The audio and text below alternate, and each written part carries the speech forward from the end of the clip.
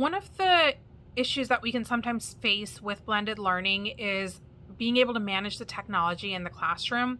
And so, if you're fortunate enough to be able to have a device for every single student, one of the things that I highly recommend that I've done in my classroom is to assign a laptop to each student and to make sure that they're just using that specific device. That really cuts down on login time. It really also cuts down on figuring out who used it last, who left it out here, who does this belong to. But also keeping in mind that sometimes we don't have the resources to be able to give every student one laptop. It helps to maybe have a group of students assigned to a particular laptop. In addition to that, one other thing that I have found to be very helpful is to assign students a job. So having like a tech team in your classroom as part of your classroom jobs to be the ones that manage the laptop cart. So they make sure wherever your laptops are being stored are being organized, everything's getting plugged in, and then they can support the other students in doing those tasks as well, but also making sure the students themselves are taking responsibility of making sure that their computers are charged, that they're reporting any issues that they might be facing or that might be coming up. Another strategy that I have found is helpful in managing the classroom, especially while students are on technology, is to have a sign up on the whiteboard where students can add their name, and one by one, I'll go down the list and I'll call students either in a group or, one-on-one, or I'll even go to them and check in with them to see what they need support with. And then as I go down that list, I'll take their names off or they'll take it off. And then more slots will open up for additional students to add their names as needed.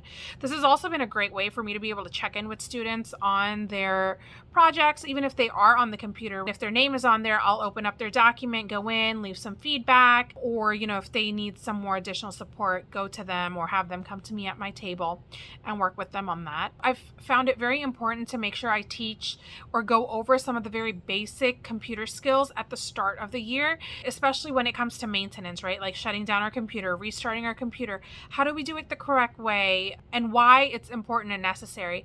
And what I have found is that by making sure these foundational skills are in place, it cuts down on what I then need to support students with, because the one thing I've learned over the years is we can't assume students know how to do things with technology, because the way they use technology at home differs from the way we utilize it in school. And so I try to take the time to teach the particular skill and show them all of the steps so that we can try to preempt any I don't know how to do that. And I also encourage students to ask the people at their table, because I do like to have collaborative groups in my room, so that they know that they need to ask the people that are at their table first to see if they can support them with what they feel like they don't know. And if they still can't figure it out, then I'm always available to support them as well. Lastly, I have found it to be vital that I set up expectations with my students around what is expected in our learning space. And I frame it as the expectations for our physical learning space are going to be same or similar in our virtual learning space. Because, for example, in our physical learning space, we expect students to be kind, but we also have that same expectation when they are communicating with one another online. So I think it's very important to show that the expectations are the same regardless of the learning space that exists.